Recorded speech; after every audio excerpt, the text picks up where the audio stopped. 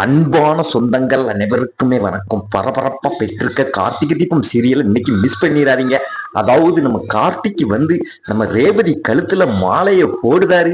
அதை பார்த்து அதிர்ச்சியாவே அப்படியே திகைச்சு போய் நிக்கிறாங்க அந்த சாமுண்டீஸ்வரியும் சந்திரகலாவும்.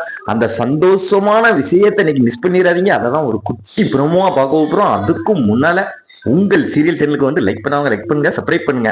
அதாவது பாத்தீங்கன்னா நம்ம ரேவதி கழுத்துல கார்த்திக்கு மாலை போடுறதுக்கு வந்து முக்கிய காரணம் நம்ம மயில் தாங்க.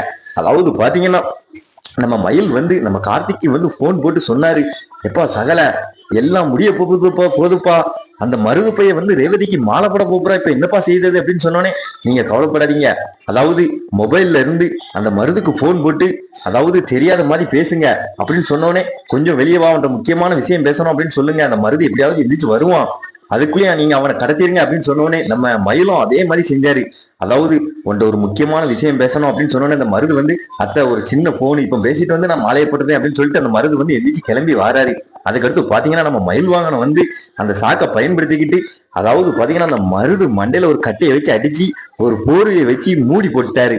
அதுக்கடுத்து பாத்தீங்கன்னா அந்த பூசாரி வந்து மாலை போடுறதுக்கு நேரம் ஆயிட்டு மாப்பிள்ளைய வர சொல்லுங்க அப்படின்னு சொன்ன உடனே அதாவது பாத்தீங்கன்னா என்ன இன்னும் மாப்பிள்ளைய காங்கல அப்படின்னு நம்ம சாமுண்டீஸ்வரி எல்லாரும் தேடி போறாங்க. அந்த சமயத்துல நம்ம கார்த்திக்கும் உள்ள என்ட்ரி ஆயிட்டாரு. நம்ம கார்த்திக் வாரதை பார்த்து அந்த சாமுண்டீஸ்வரி அப்படியே அதிர்ச்சி ஆனாங்க. இவன் உள்ள வாரா, மாப்பிள்ளைய வேற காங்கல, அப்ப இவன் தான் ஏதோ பண்ணிருப்பானோ, தேடி பார்ப்போம் அப்படின்னு தேடுறாங்க.